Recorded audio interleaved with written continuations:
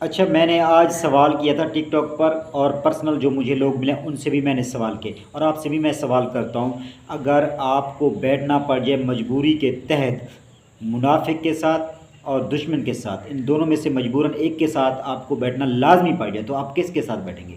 تو اکثریت کا جواب یہی تھا، اور میں آپ سے بھی سوال کر رہا ہوں. اکثریت کا جواب یہ تھا کہ ہم دشمن کے ساتھ بیٹھیں گے لیکن منافق کے ساتھ نہیں بیٹھیں گے. لیکن جواب بھی درست یہی ہے. تو پاکستان بھی یہی کرتا ہے، اپنے دشمن کے ساتھ بیٹھتا ہے. اس کا مطلب یہ نہیں کہ آپ دشمن کے ساتھ بیٹھنے سے اس کے غلام بن گئے یا اس کی مرضی کے مطابق آپ چلیں گے، نہیں، بالکل.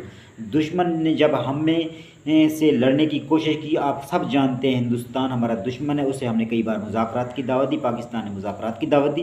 لیکن اس نے اپنی اوقات دکھائی، اپنی اوقات سے بہر ہوا، اس نے پاکستان کی طرف میلی آنکھ دیکھا، تو ہم نے اسے کتے کی طرح مارا. پاکستان نے مارا، فوج پاکستان نے مارا.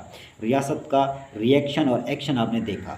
تو میں یہی کہوں گا کہ آپ دشمن کے ساتھ بیٹھتے ہیں، اس کا مطلب یہ نہیں کہ آپ اس کے غلام ہیں. تو پاکستان میں منافقوں کی تعداد بڑھتی جا رہی ہے، اور ہمیں خطرہ بھی، اور پاکستان کو خطرہ بھی منافقین سے. اور منافقین کہیں دور نہیں ہوتے، منافقین آپ کے آس پاس ہوتے ہیں، اپنے گھر کے اندر ہی ہوتے ہیں، جو آپ کو برباد کرتے ہیں. تو اس وقت پاکستان میں منافقین کی تعداد بڑھتی جا رہی ہے. ان کا آپ کو تعاقب کرنا، ان کا بائیکاٹ کرنا، ان سے دور رہنا اور ان کا سر کچلنا چاہیے.